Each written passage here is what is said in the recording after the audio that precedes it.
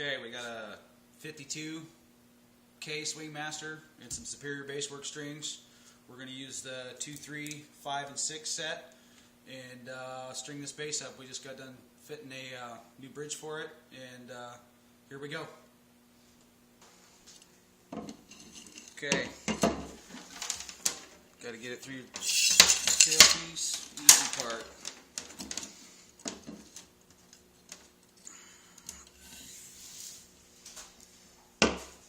Hard part is getting to stand up with the bridge on there.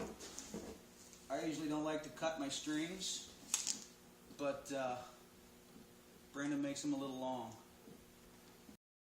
Okay, I start by threading the strings through, and I will go start my wind to the wrong side.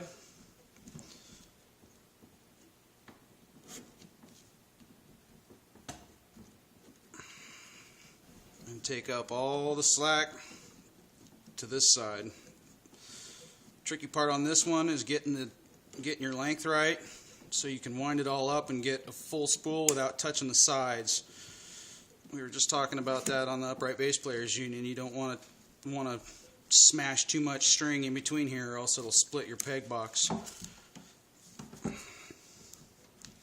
String winders are a man's best friend. This is not the fun part.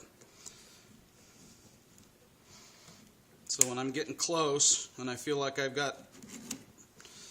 getting right about where I want to be, I'll double the string all the way back over and line it right up with the notch.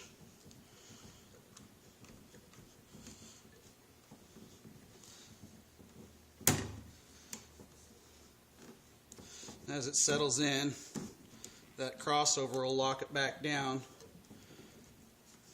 and keep it right where you want it. And that's the E. We got some bridge height adjustments to do and all that stuff, but we'll keep plunking along at this. Okay, we got the E on. Now we're going to go for the G. It's the next one in line in the peg box. Keeps things level and even, brings the tension up on the bass smooth. You know, everybody can call bullshit on me if they want to, but it's the way I've done it. Nobody's really ever taught me how to do this. I just kind of figured it out. So we're going to lay this G string up in there.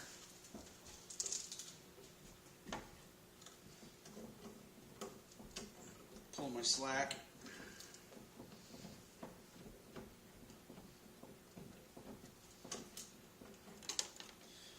And start to wind it.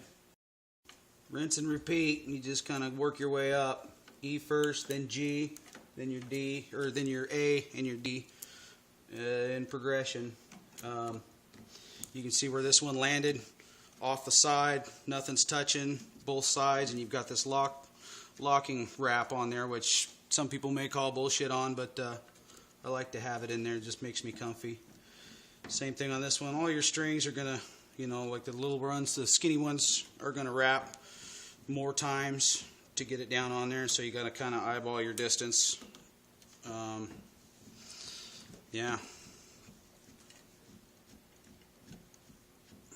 And here we go. It's just the same thing over and over again. I'll finish this one up. I'm getting ready to cross over here.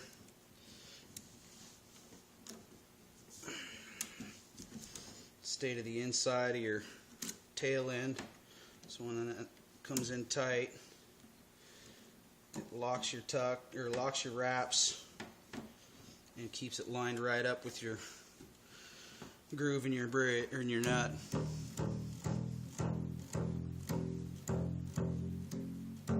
And then as you wrap it up, E usually doesn't double over twice like that, but that'll shove that down as it goes around. And then when everything gets tight, it'll, there we go. Okay. 3. So 2, 3, 5, 6 out of the kit. Here's the A string. We're using the 3 out of the bump kit.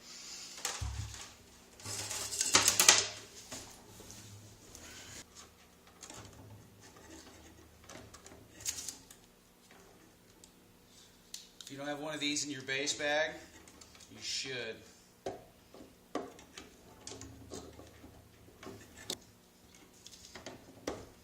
You can chase that locking tuck around until it starts taking tension so you're not fighting it. You really don't want it to string to run it over.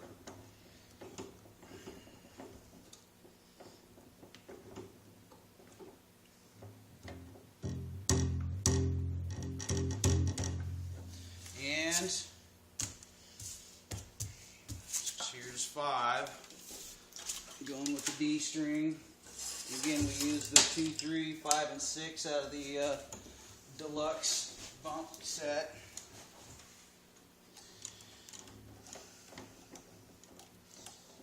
When I put the set of deluxes I first got on my King, I just used the 1, 2, 3, 4.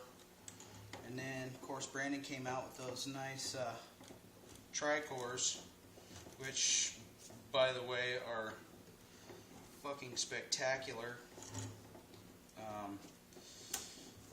But for bang for the buck, these deluxes are really nice strings.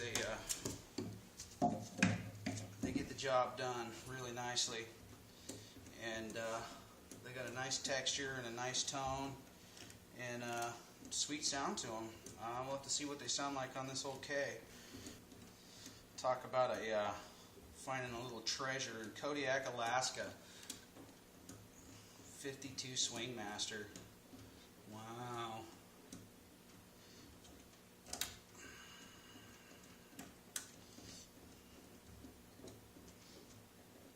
We're just about there, guys. Last string on, and then we'll get a close-up of the peg box to show you what I like to have them look like.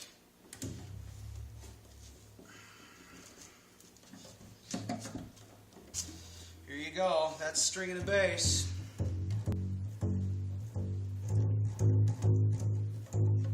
So, you can see how they're all spaced out nice. So, there you go.